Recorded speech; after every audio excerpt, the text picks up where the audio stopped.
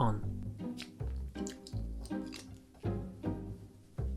So what is this?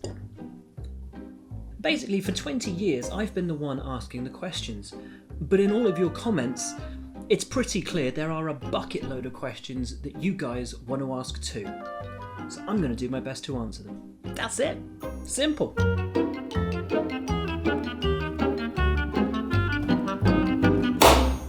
Hello folks, and welcome back to my channel. Thank you all for your continuing support, for all of your comments, and of course, the whole reason we're doing this, for all of your questions. If you haven't already, hit that subscribe button down there and you will be the first to know as soon as anything is uploaded on this channel. So perhaps unsurprisingly, given how massively popular it's been, given how successful it's been around the world, probably the most asked question that I've had over the last 3 weeks on my channel is about Drive to Survive Season 3. Is it happening? If so, how on earth did it happen given all the COVID restrictions this year? When is it going to see the light of day?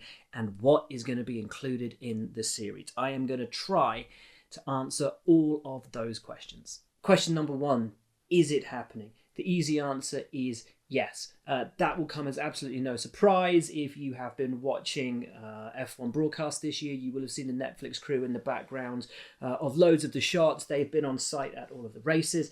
I've been doing interviews. I posted that on Instagram, so it's no big surprise that season 3 will be back, that it's been produced all year and it's in post-production at the moment. The team behind it is the same as it's been from day one. That's Box to Box Productions, being led as always by Paul Martin, who returns as executive producer, responsible for the fantastic Diego Maradona documentary, and of course Drive to Survive as well. And he'll be joined in that exec producing chair, as ever, by James Gay Rees, who is responsible for Amy and Senna and my personal favourite, Supersonic, the Oasis documentary.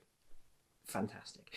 So yeah, the same team, the gang are back together to bring you season 3. The biggest question, of course, is how did they film season 3 and maintain that exclusivity, that intensity, the immersion that you got with seasons 1 and 2 when 2020 as a year was so massively affected by COVID, and when the restrictions in place in the paddock meant that people couldn't mix and match over in their bubbles. Well, they were, as we've already said, on site at all the races, but each of their crews had to do very different things in order to make it work. So let's have a little look behind the scenes on exactly what their crews had to do. And we start with their crews that were in the paddock filming the general sort of paddock hubbub. This is a great shot here. So there you go, on the boom mic for distance and to get in on all those secret conversations, and then shooting from a distance, producer there as well. So all the time staying good to the COVID protocols. And actually, that's not so different as to how they filmed season 1 and season 2, just a little bit more social distancing and obviously wearing the masks at all times. Now, there's a really good way that you can actually pick out which of the Netflix crews and which, actually not just for the Netflix crews, but for anyone that's filming live and anyone that's filming kind of feature-based stuff that's going to go into post-production. It's all to do with the kit that they're using. Now, this is my mate Alex Chiari, who's a freelance camera operator and does an awful lot in MotoGP and Formula 1. He, like pretty much every live cameraman in the paddock, is using this Sony XD Cam broadcast camera, which has got an RF unit on the back, meaning that it's broadcasting live.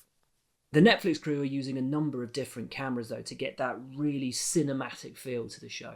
So this is a shot from last year at the Nürburgring, where the guys are using what I believe is a red Epic camera, and it's being held on a DJI Ronin. Up the top there, that's the Blackmagic monitor, and the whole thing, that whole setup, is almost always used on that stabilizing easy rig.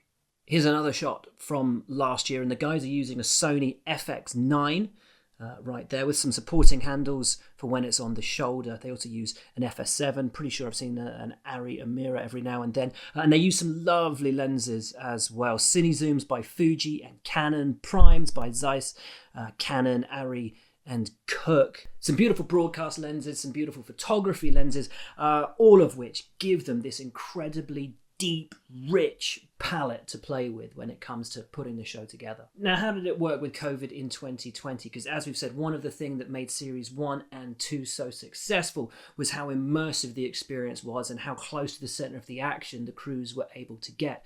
Well, this photo actually holds the clues. Now, this is a photograph from Silverstone last year, and there in the background are your Netflix crew covering general paddock content. They have to stay paddock side, only paddock side, and maintain social distancing. But it's in the foreground that I want your attention.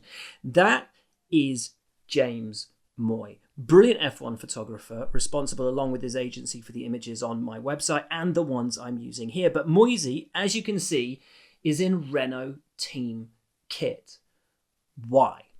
Well, the reason is that James is Renault's official photographer. So in order to be in with the team, in their garage in 2020, he travelled with the team, he stayed with the team, he ate with the team, he lived his life in 2020 with the Renault F1 team.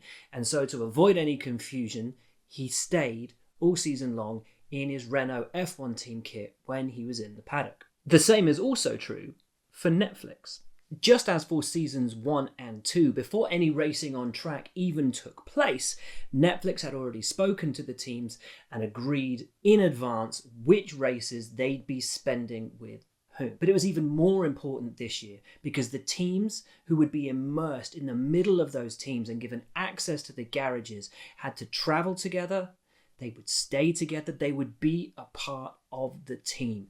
And that meant, they had to wear team kit too. This is James Routh, who was with McLaren. I think this shot's actually in Austria right at the start of the year. And he was with McLaren for quite a bit of the 2021 season. So essentially then you've got your two crews based with their individual teams and your roaming crew. And that's pretty much actually how it's been since day one. Obviously though in 2020 with much tighter restrictions around where they could go and what they could do.